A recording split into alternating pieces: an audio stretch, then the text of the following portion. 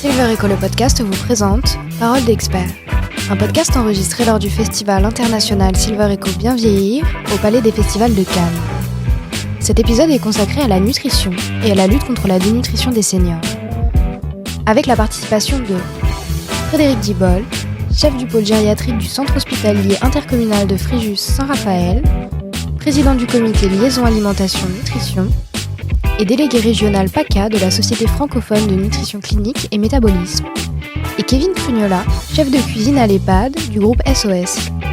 Ce podcast est animé par Anne Moreau, déléguée générale de l'Institut Nutrition.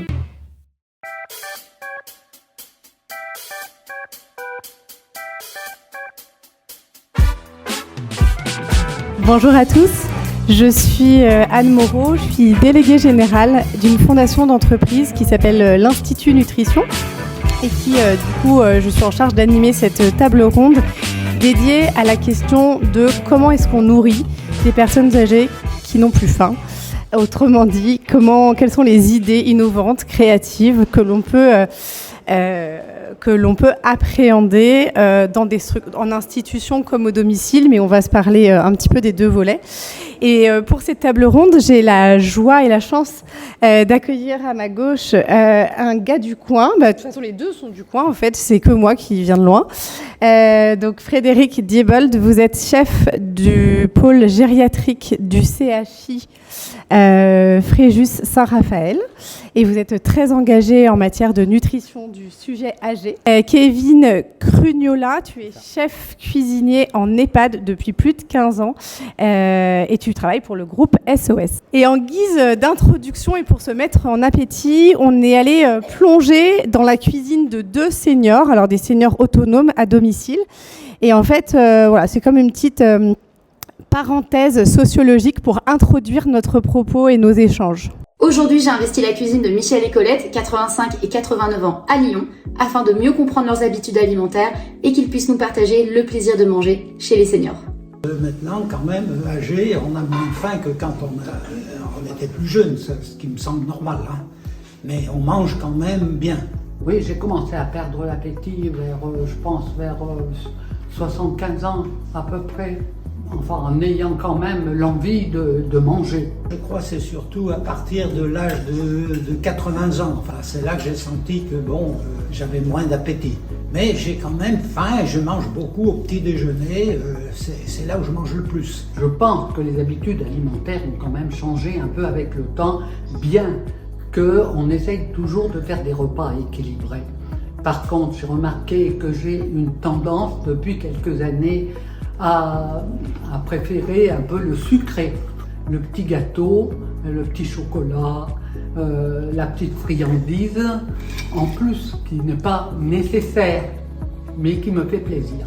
On a moins besoin d'apports nutritionnels, mais je crois qu'il faut que ça reste très varié pour justement avoir de l'appétit et qu'on ait envie de manger. Quand on était plus jeune, on allait au travail, il fallait aller beaucoup plus vite. Nous, on a beaucoup plus de temps, donc on prend le temps. Je suis plus lent maintenant, mais on ne saute jamais de repas. Enfin, personnellement, je n'aime pas sauter un repas.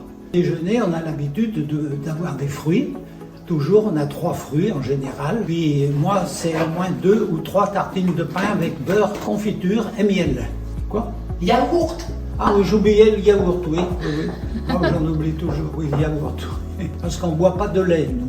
On n'aime pas le lait. Repas du midi, on mange plus à midi que le soir. On essaye toujours de mettre une entrée. J'ai fait des tomates à la provençale, du saumon, le fromage et comme dessert une salade de fruits avec un petit biscuit, petite goutte de rosé, indispensable à notre bonheur. Et c'est un moment convivial que pour nous deux ou quand on a des amis ou nos petits-enfants. Donc c'est impensable de sauter un repas. Et bien sûr on mange moins qu'avant, nettement moins qu'avant quand même, en quantité. On est vite rassasié. Je pense que je dois moins manger parce que j'ai moins besoin d'apports nutritionnels. Maman était très bonne pâtissière. Il y a aussi la tarte au citron qu'elle m'a transmise. Donc c'est vrai que j'ai encore le cahier de recettes dès qu'on essaye d'en faire quelques-unes. Merci beaucoup à Anna pour la réalisation de ce petit reportage et à Michel et Colette de nous avoir ouvert leur cuisine. Alors, est-ce que Michel et Colette, je me tourne vers vous, Frédéric, est-ce qu'ils sont représentatifs de leur génération ou ils font figure plutôt de bons élèves ? À la fois, ils sont représentatifs d'une partie de leur génération et en même temps, à travers leur discours qui est attendrissant, il y a beaucoup d'idées reçues, d'idées fausses contre lesquelles on se bat depuis de nombreuses années. Quand on dit qu'effectivement, quand on est une personne âgée, on a moins faim, on a moins de besoins, on a moins besoin d'apport, on a moins de goût. Voilà, ce sont effectivement des clichés et des idées qui ont la vie dure, sur lesquelles effectivement beaucoup d'équipes travaillent pour essayer de contrebalancer un petit peu ces idées-là. Voilà. Alors, comment démêler le vrai du faux ? Est-ce qu'on a moins de besoins en termes d'apport nutritionnel ? Alors, on va partir d'un postulat de base que moi je dis tout le temps. Chaque fois, je rencontre des gens qui me disent non, mais il mange bien, docteur, vous inquiétez pas. J'explique toujours que la personne âgée, contrairement à ce qu'on croit, a des besoins en calories et en protéines qui sont quasiment 3 fois supérieurs à une personne jeune. Alors moi, je suis lorrain, avec des grands-parents alsaciens. Autant vous dire que chez moi, la cuisine, c'est plus qu'une histoire essentielle. Voilà, je suis lorrain, il faudrait que la personne elle mange quasiment 3 fois plus que moi. On sort d'une période de Covid, enfin on sort d'une période, on a tous vécu le Covid. Au moment de la crise du Covid, on a créé, avec la Société française de nutrition clinique et métabolisme, on avait défini les besoins essentiels, les besoins pour contrebalancer l'infection à Covid à 2000 kcal jour. Voilà, 2000 calories jour, il faut réussir à les avaler.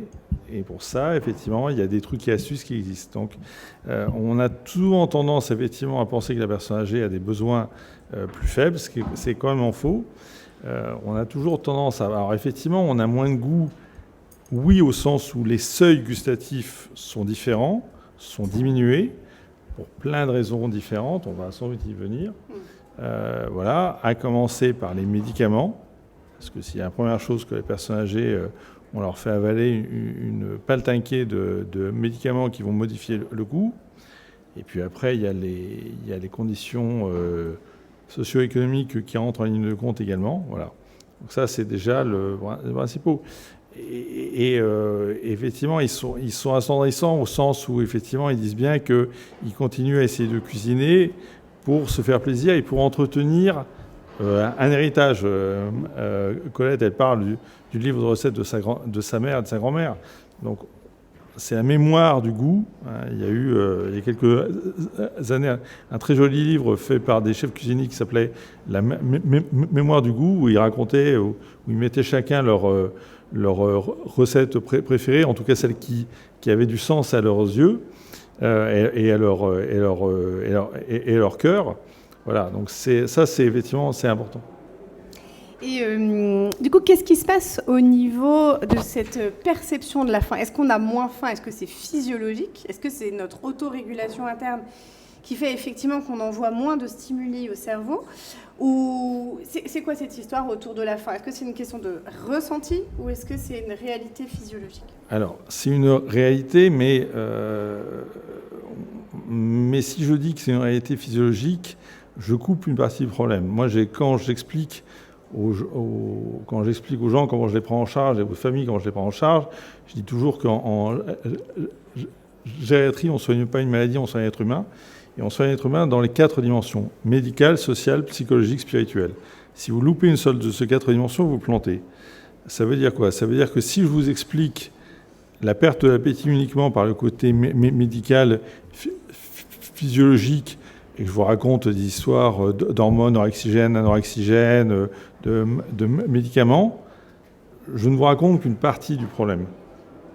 Si par contre, je prends en compte les conditions sociales, parce que la personne est seule, elle est isolée, elle est veuve, elle est déprimée, ou dans quel endroit elle vit, elle est bien entourée, pas bien entourée, etc., etc. Si je vous parle de son état psychologique, est-ce qu'elle est angoissée? Est-ce qu'elle est déprimée? Est-ce qu'on vient de lui apprendre une maladie particulière? Est-ce que... voilà, etc., etc. Si je vous parle de son côté spirituel, effectivement, c'est pas pareil. Selon les religions, effectivement, on mange pas de la même manière. Le repas n'a pas la même valeur symbolique. Donc, si je ne vous parle que de la partie médicale, je vous coupe les trois quarts du problème et je ne vais régler. Nous, on intervient. Alors, moi, je m'occupe essentiellement chez la personne âgée de dénutrition. Parce que effectivement, alors j'ai amené un petit document, je ne sais pas si on aura le temps de le montrer, mais plus que l'obésité chez la personne âgée, le piège absolu et celui qu'il faut vraiment dépister et s'acharner à dépister et lutter contre, c'est la dénutrition. C'est vraiment, moi, c'est mon obsession depuis que je fais de la nutrition. Et au-delà de ça, c'est vraiment pourquoi les gens ne mangent plus. Pourquoi est-ce qu'on n'a plus de goût? Est-ce qu'on n'a plus de goût à la vie? Est-ce qu'on n'a plus de goût effectivement au plaisir? Est-ce que le plaisir vous avez été élevé dans une famille où le plaisir c'était quelque chose d'interdit, ce qui est le cas dans beaucoup de familles? Voilà. Est-ce qu'effectivement on n'a pas le droit de se réjouir? Vous avez sans doute vu ce merveilleux film qui s'appelle le festin de Babette, où elle prépare un repas, et les sœurs qui sont là, au départ, la préparation du repas, c'est le diable incarné. C'est vraiment, c'est le diable. On rentre, on va avoir du plaisir à manger, quelle horreur. Mon Dieu. Voilà. Et puis au fur et à mesure, je vous encourage à revoir ce film qui est extraordinaire. Voilà, donc c'est vraiment ça. C'est comment vous avez été éduqué, quelle est votre culture, quelle est votre initiation au goût et votre initiation au plaisir.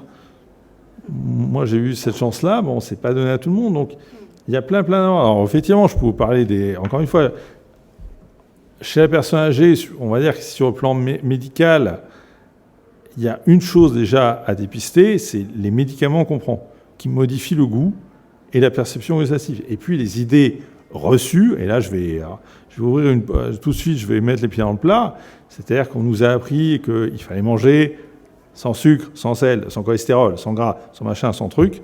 Ouais, ça c'est valable, effectivement, dans certaines situations, il faut le faire, bien sûr. Après 80 ans, on oublie. Mais vous avez encore des tas de gens qui vont acheter leur pain sans sel, leur machin sans truc, et voilà, et à qui on a dit attention à votre cholestérol, ma bonne dame. Et ça, c'est à 80 ans, rapidement, parce qu'après j'aimerais... Bien sûr, tout à fait. C'est à partir de... Je me posais la question à partir de quand le fait de lutter contre la dénutrition prévalait sur le fait de prendre en soin une pathologie particulière par son alimentation. Alors, on va dire que de manière globale, à partir du moment où il y a une pathologie qui est en cours, il faut lutter contre la dénutrition. Après, attention, il faut contrebalancer ça. Encore une fois, je ne veux pas être dogmatique, mais on va dire chez la personne âgée, à partir de 75 ans, il faut vraiment se préoccuper de savoir s'il y a une dénutrition ou pas. Et le piège, c'est que même chez une personne en état d'obésité et de surpoids, il peut y avoir une dénutrition. Savoir qu'à un moment donné, votre rapport entre la masse grasse et la masse maigre s'inverse. Votre perte de masse maigre devient plus importante que votre perte de masse grasse. Vous allez perdre plus de muscles que de graisse. Et qu'effectivement, vous allez avoir des gens qui seront certes en surpoids, mais qui en fait sont en état de dénutrition parce que leur masse maigre aura diminué. Or, ce qui vous fait tenir debout, c'est vos muscles.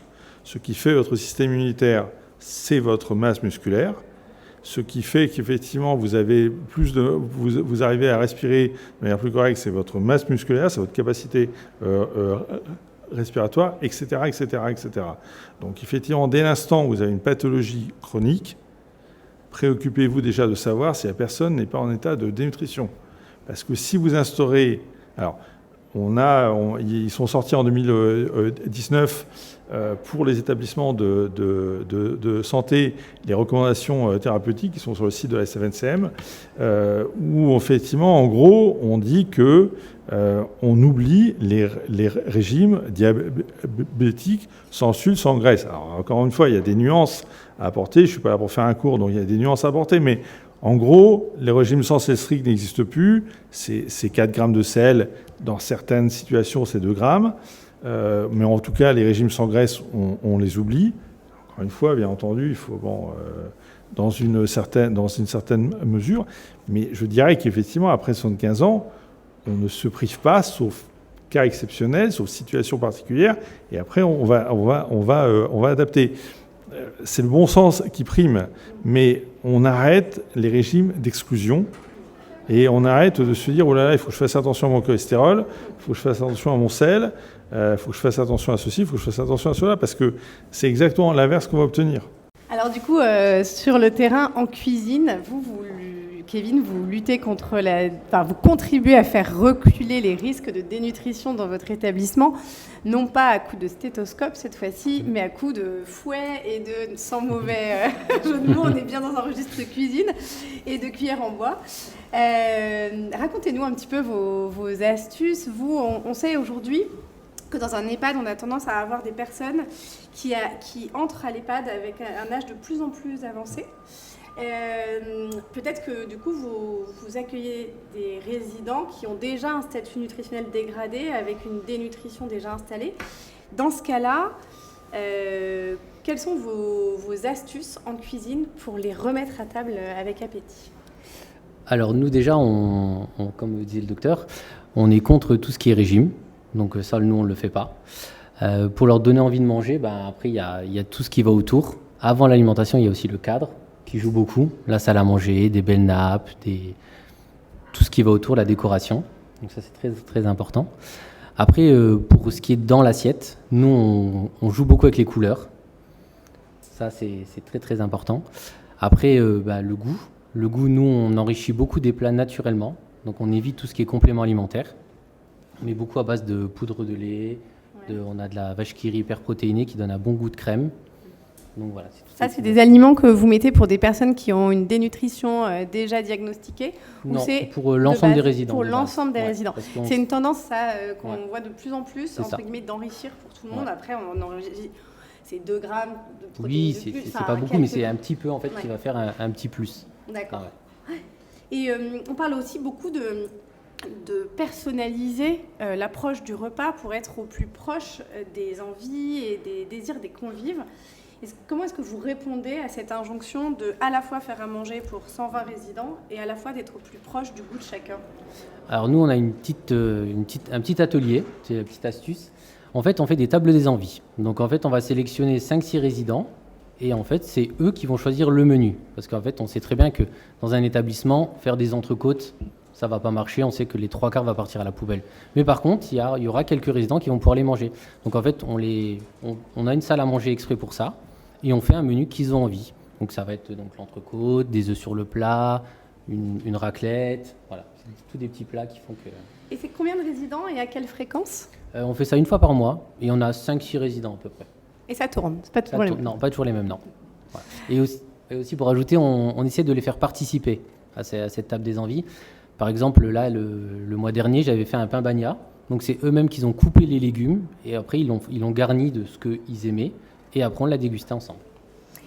Et le fait de pouvoir personnaliser, justement, alors déjà, là, on prend soin, ça s'appelle la table des envies, on prend le soin d'avoir des petits groupes, donc on met on coche beaucoup de cases pour favoriser de passer un bon moment, y compris socialement et aussi dans l'assiette. Le fait d'avoir le choix, je sais qu'il y a une étude qui a été conduite, je pense que c'est Alimasens ou Renaissance, je ne sais plus la conclusion de quelle de ces 2 études sur l'alimentation des seniors c'est issu, mais de se dire en fait, ne serait-ce que sur une table où tout le monde mange le même repas, de pouvoir avoir des sauces et des condiments qui vont venir personnaliser, donner la touche finale, est une façon, est-ce que pour vous, vous observez que c'est aussi une façon, avec le condiment, sur de la restauration collective, d'aller personnaliser? Oui, après sur la table, voilà, ils ont toujours le vinaigre, de l'huile, les petites sauces, nous on utilise du Maggi, je sais pas si vous connaissez, donc voilà. Donc ça permet nous de base c'est déjà bien assaisonné, donc on fait attention à un petit peu plus assaisonner que la normale parce qu'on sait très bien qu'un résident il va perdre beaucoup de goût, donc du coup ce qui va permettre d'être bien. Et du coup après s'il veut rajouter encore en plus il peut. D'accord. Yep. C'est un défi aussi pour vous à l'hôpital de encore plus même parce que les gens là mangent la plupart du temps en chambre et sur un plateau. C'est quoi vos astuces et comment vous motivez vos équipes à s'engager en faisant prendre conscience de façon pluridisciplinaire que dans la façon dont on va servir un plateau, dans la façon dont on va être à l'écoute des enquêtes de satisfaction, comment vous gérez en fait la thématique de la nutrition dans le pôle gériatrique ? Alors, c'est plus qu'un défi, c'est un combat de tous les jours. Je dis de temps en temps que je serais plus utile dans un food truck à l'entrée de l'hôpital que dans un service, parce que on est quand même, les normes étant devenues tellement strictes que ça devient très très compliqué de nourrir. Moi, j'ai grandi dans un hôpital qui était dans Lyon, à Tonnerre, qui s'appelait où il y a un hôpital fondé par Marguerite de Bourgogne en 1200 et des brouettes. Faut se souvenir quand même que l'étiologie du mot hôpital, c'est l'hospitalité, ça dérive de là, et que à l'époque, pour soigner les gens, on n'avait pas grand-chose. Donc on pouvait les laver, leur donner une soupe, leur donner à manger, les mettre au chaud, et qu'avant tout, c'était effectivement, on essayait déjà de les renourrir correctement, et puis après, on voyait ce qu'on pouvait faire. On a contrecarrer entre guillemets certaines grandes épidémies par l'hygiène et par des normes, mais au départ c'était de l'hospitalité.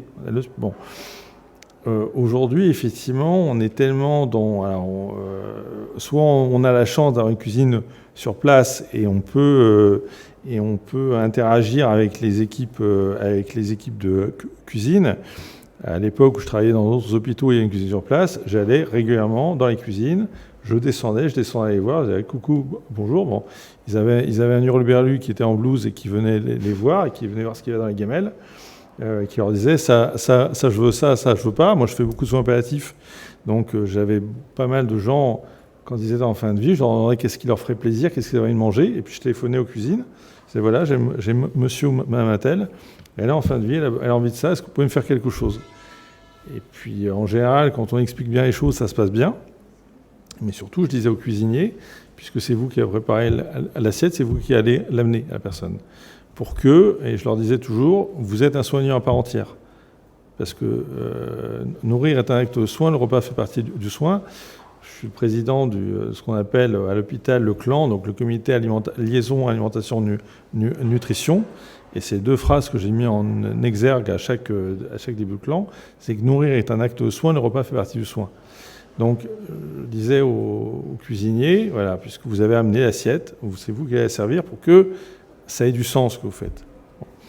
Aujourd'hui, effectivement, c'est ça qu'il faut retrouver auprès des soignants, c'est essayer de leur faire retrouver du sens et que le repas, ce ne soit pas juste un moment dans la journée, mais que ce soit un acte de soin à part entière et qu'on y mette la même attention que quand on fait un pansement, quand on fait un change, quand on fait une toilette, etc., etc., etc. Parce que ça va totalement influencer la manière dont le reste des soins vont être faits. Je dis toujours qu'on peut vous faire subir tous les examens possibles et imaginables si on vous donne bien à manger, si on vous donne à manger avec chaleur et avec humanité.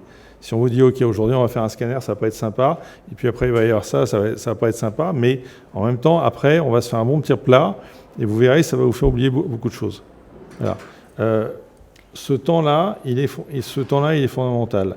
Ce temps du repas, il est vraiment essentiel. Alors, je digresse un petit peu, mais c'est juste pour que, au-delà des trucs et astuces, pour essayer d'expliquer l'importance du repas, ce qu'on a perdu, parce qu'il faut aller vite.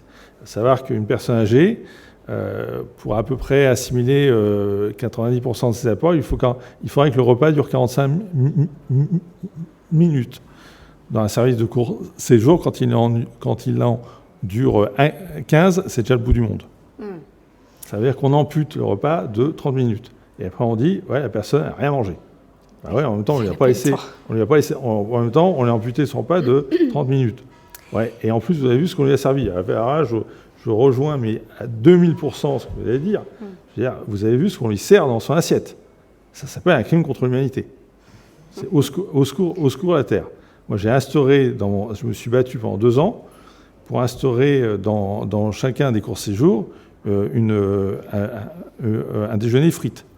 C'est-à-dire qu'effectivement, une fois par semaine, dans chacun des 2 cours séjours, on va amener des frites. Alors, malheureusement, on ne peut pas les donner à tout le monde parce qu'il y a des gens qui en retrouvent de la déglutition, des gens qui en retrouvent de la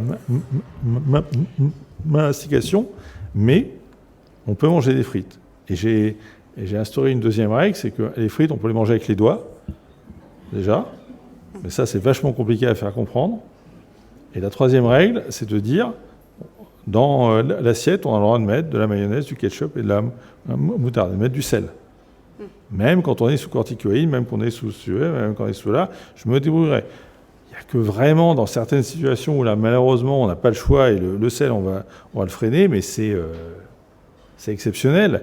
Et encore, nous les Toubib, on est les premiers effectivement à rajouter un peu de ceci, un peu de cela, ni vu ni connu, je t'embrouille, et hop, ça passe sous la table.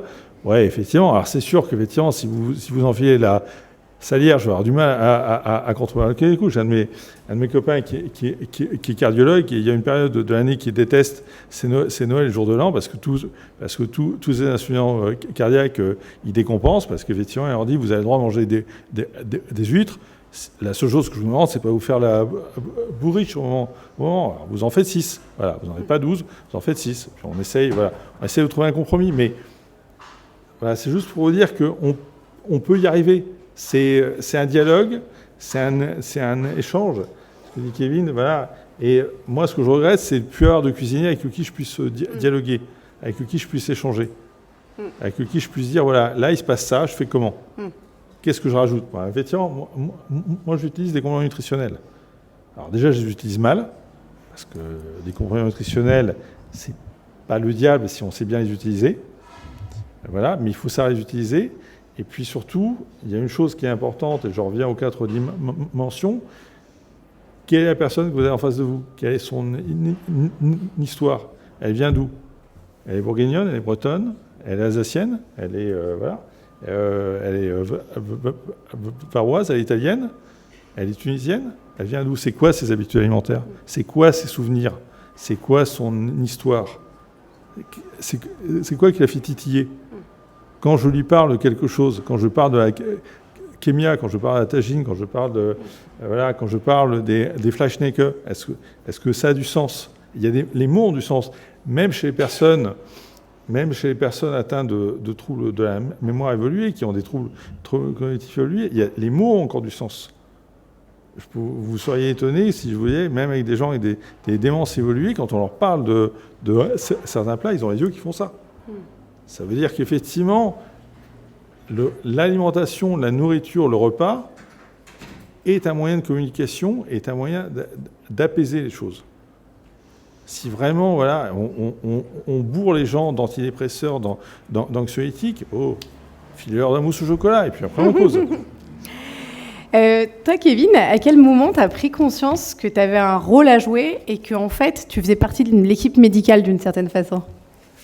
Alors moi, c'est vrai que c'est ma plus grande victoire, c'est quand en fait il y a un résident qui est dénutri et qu'on arrive à le renutrir et que du coup il va mieux en fait. Quand on voit que le résident il est alité pendant une semaine, que ça va pas, on fait le petit plat qu'il aime bien, on rajoute la protéine là où il faut et que une semaine après il remarche un petit peu en déambulateur et puis après il revient en salle à manger. Donc là c'est vraiment une grande victoire. Et ça tu le sais parce que tu passes du temps avec eux ? Oui. Alors tous les midis, je vais les voir en salle à manger pour savoir s'ils ont aimé, si ça a été. Et ça fait combien ? Toi, comment t'es arrivé en fait dans ce ? C'est un peu je sais pas, c'est un clin d'œil de la vie qui t'a conduit à découvrir ce métier. Tu te destinais pas, à être chef en EHPAD. Alors moi de base, je devais être traiteur pour la petite histoire. Et en fait, j'ai fait un remplacement pour dépanner le directeur que je connaissais à l'époque. Et en fait, je suis vraiment tombé amoureux de l'EHPAD, en fait, du milieu là. Et donc voilà, ça fait 14 ans, bientôt 15 ans que j'y suis. Et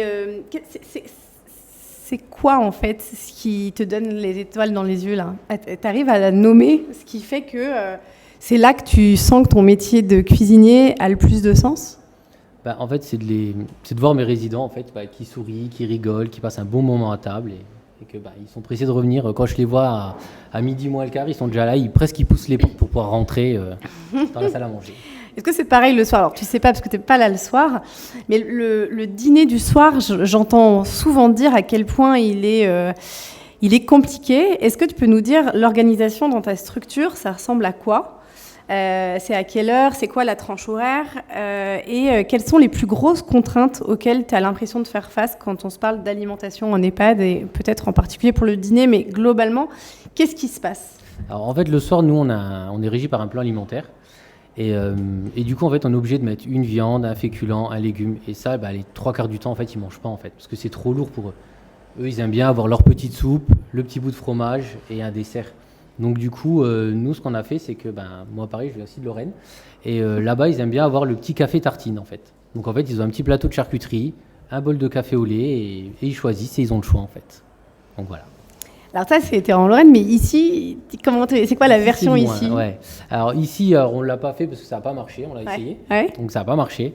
Mais du coup, en fait, tous les soirs, ils ont un buffet de dessert. Donc en fait, on a des yaourts, des crèmes, des fruits, des compotes, des salades de fruits, voilà. Et en fait, ils choisissent ce qu'ils ont envie de manger à volonté. Ouais, c'est chouette. Et comment tu t'en sors avec les textures modifiées? Parce qu'on a vu, c'est un résident sur combien? Toi, tu as un EHPAD de 120 personnes? Alors 100 résidents et j'ai 16 textures modifiées. Du coup, en fait, on transforme tout en fait en textures modifiées. Donc en fait, on fait beaucoup de petits flancs, des purées, des choses comme ça. Alors après, il y a des choses où c'est pas possible. Donc comme des pâtes feuilletées, des choses comme ça, moi, ça me gêne un petit peu parce que des fois, le goût n'est pas là. Donc, je le fais quand même. Il y en a qui aiment bien. Mais du coup, je fais quand même autre chose à côté. Ils ont toujours une substitution pour pouvoir, s'ils n'aiment pas.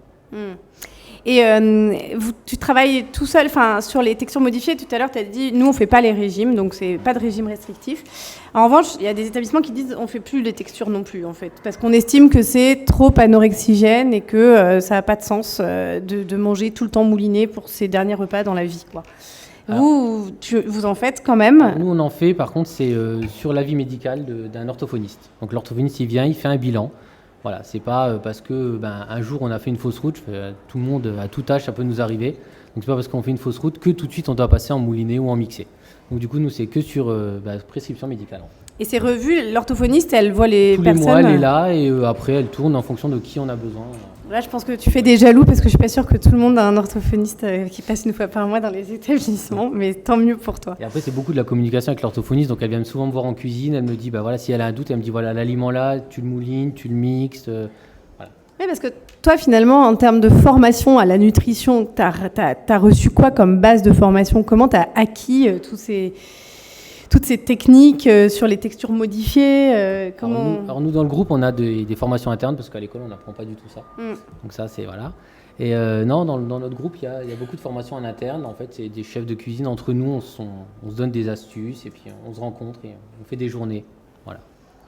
Et toi, parce que je sais que tu as plein d'idées, et je sens que tu as plein de choses à transmettre, tu te dis pas qu'il faudrait un 6 mois de spécialisation après le CAP pour avoir la spécialité en médico-social? C'est sûr qu'il pourrait avoir des classes vraiment rien que pour ça, parce que c'est vraiment un métier et il y a vraiment des techniques particulières que on ne voit pas à l'école.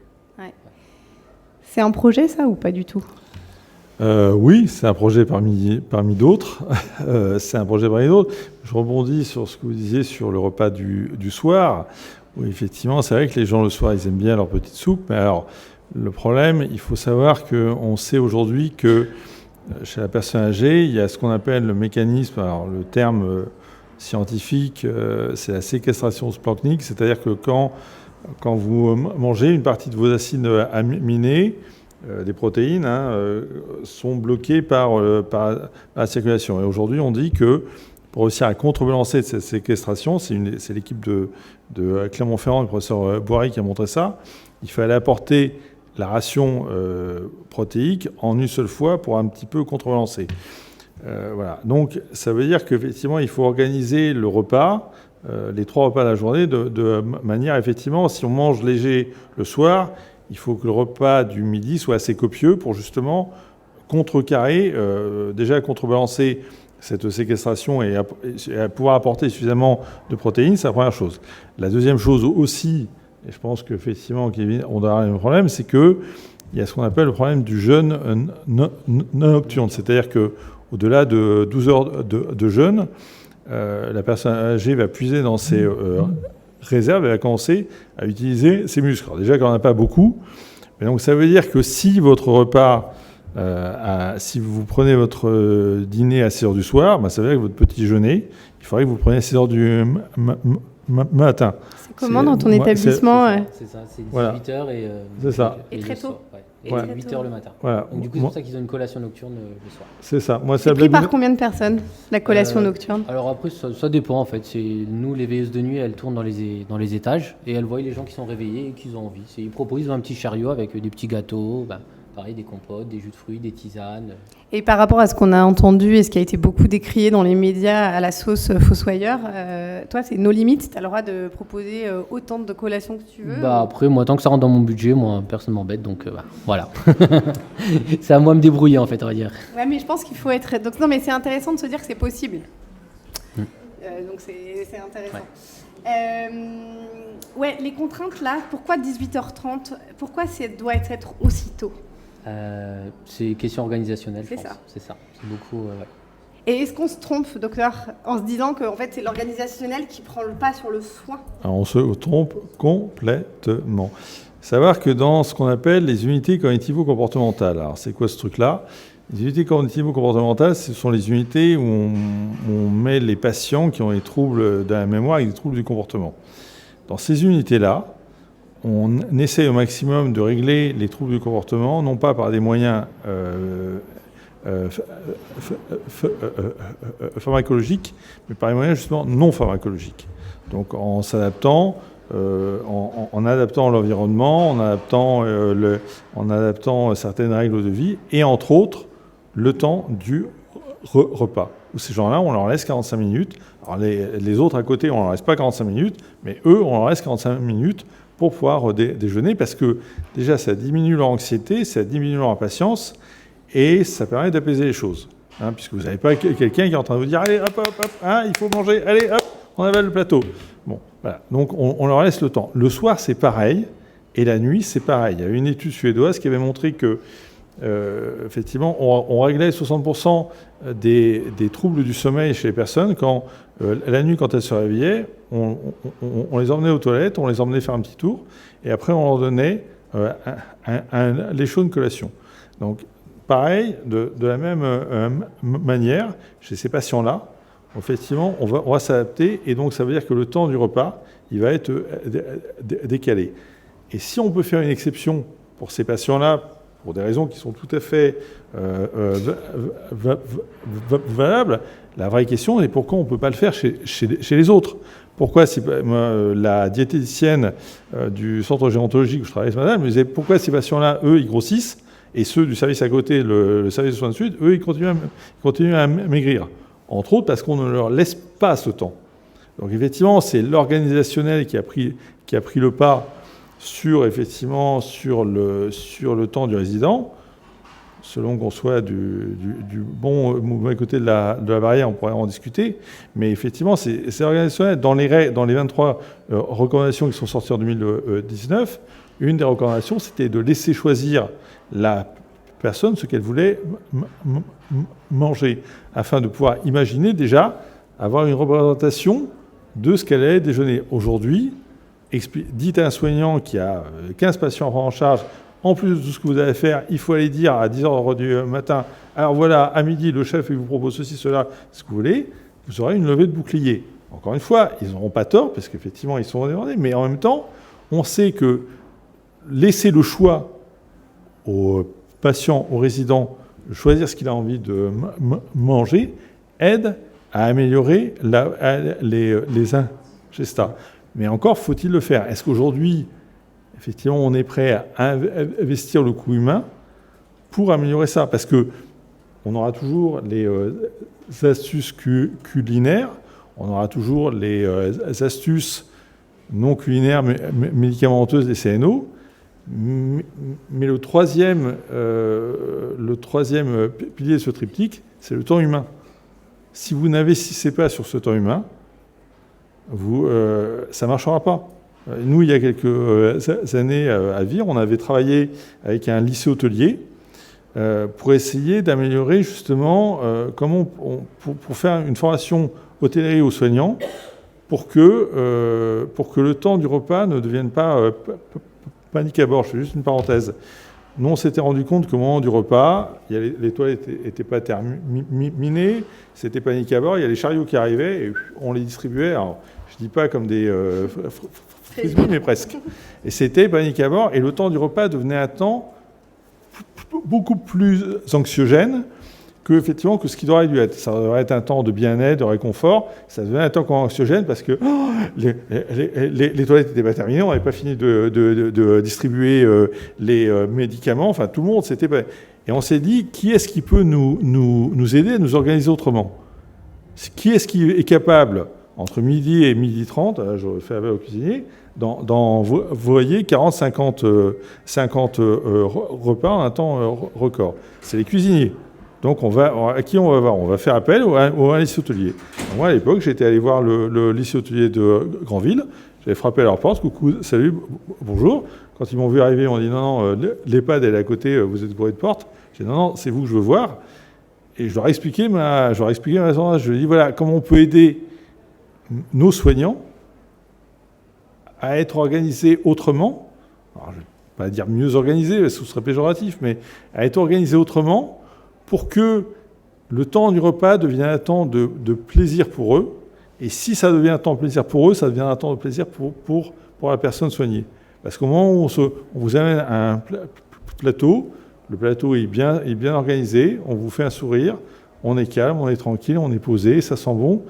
Et juste ça, juste le fait effectivement de vous donner un plateau de manière correcte, déjà vous donne faim. Là, c'est pas allez, on mange et puis on discute pas. Voilà. À midi, je suis arrivé en retard, je suis allé m'acheter un truc. La personne, elle m'aurait filé de la pâté pour chien, c'était exactement la même chose. Je l'ai regardé, je lui ai dit oh, loulou, t'as affaire à un être humain en face de toi. Voilà.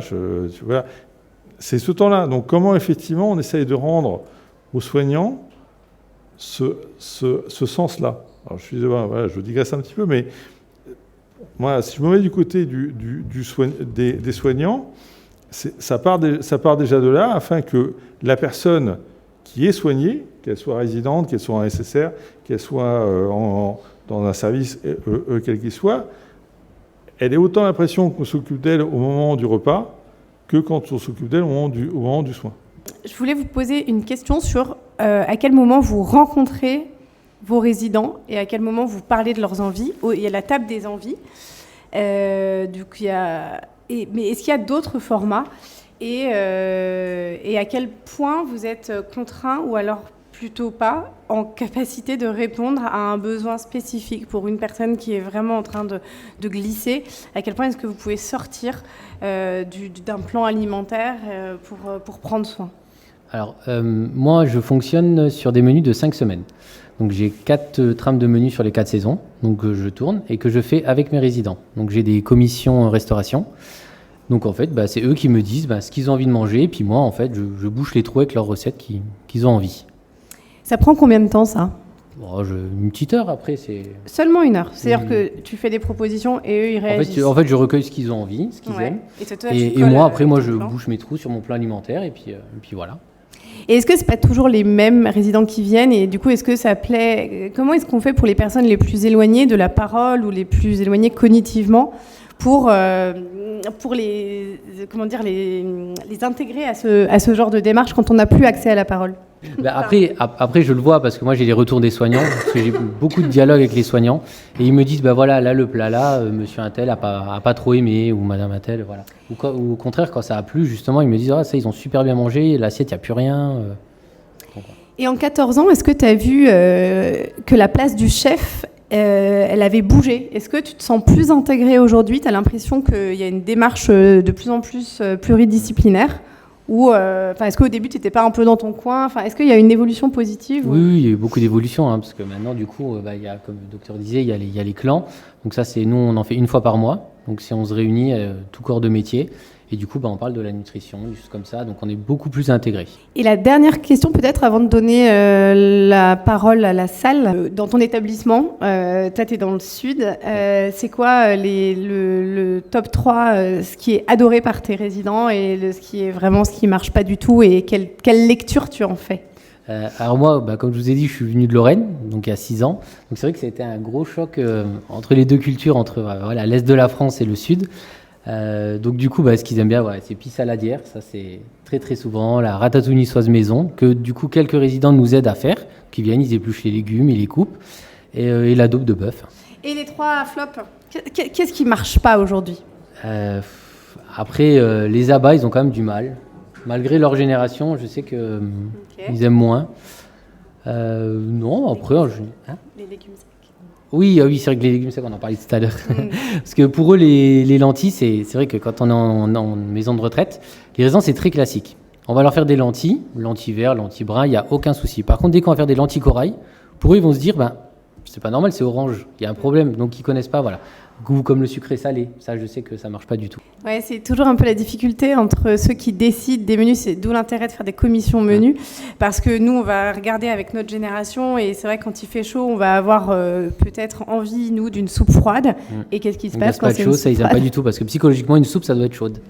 Ou une salade de pâtes. Il faut vraiment bien leur dire, attention, messieurs, dames, c'est une salade de pâtes. Parce que s'ils vont manger les pâtes, ils vont dire, non, mais c'est froid. Ouais. Donc, et je vais me faire engueuler derrière. Non, et c'est très bien parce qu'il nous éduque et on se doit, c'est vraiment une question d'éthique dans le soin, en fait, de prendre en considération qu'on n'a pas à décider à leur place. C'est eux qui ont le dernier mot. C'est pour ça qu'on instaure beaucoup de buffets de desserts. Tous les soirs, c'est ça, comme j'ai dit. Après, le midi, docteur, il parlait. Nous, on a toujours l'entrée de base. On fait toujours une charcuterie ou une crudité en fonction de l'entrée de base qu'il y a. Et il y a de la soupe aussi. Donc, comme ça, ils gardent quand même le choix de décider ce qu'ils mangent. Merci beaucoup Kevin, merci beaucoup Frédéric. Merci à tous de nous avoir écoutés. Est-ce que, je crois qu'il faut qu'on libère, mais s'il y a une question, on peut éventuellement prendre une question.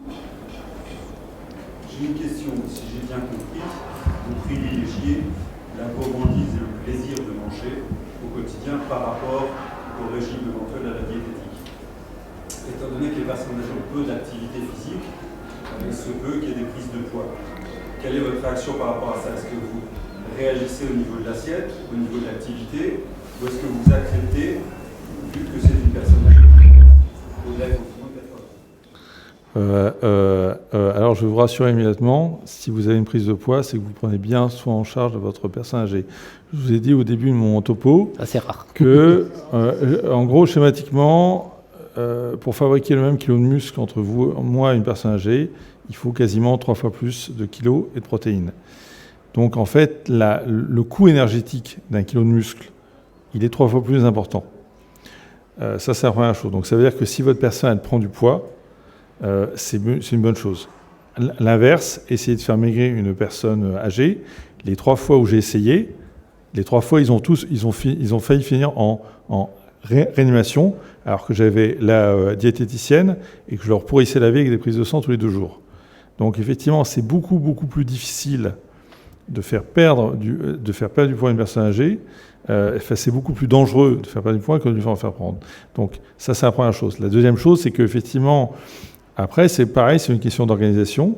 Il faut, pour fabriquer du muscle, il faut à la fois des apports protéiques et de l'activité physique. Aujourd'hui, on parle, on a ce qu'on appelle les EAPA, les éducateurs en activité physique adaptée, et l'un ne va pas sans l'autre. Si j'amène, je dis une bêtise, 1000 grammes de protéines, si à côté de ça, je n'ai pas l'activité qui va avec, je ne vais pas être efficace dans ma prise en charge.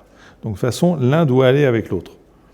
Donc, effectivement, il ne faut pas s'inquiéter, et je pense effectivement que la gourmandise doit être le ciment principal, le fil conducteur de la prise en charge. Quand on me demande, et à la maison, comment on fait pour faire manger, je dis il faut faire manger avec gourmandise.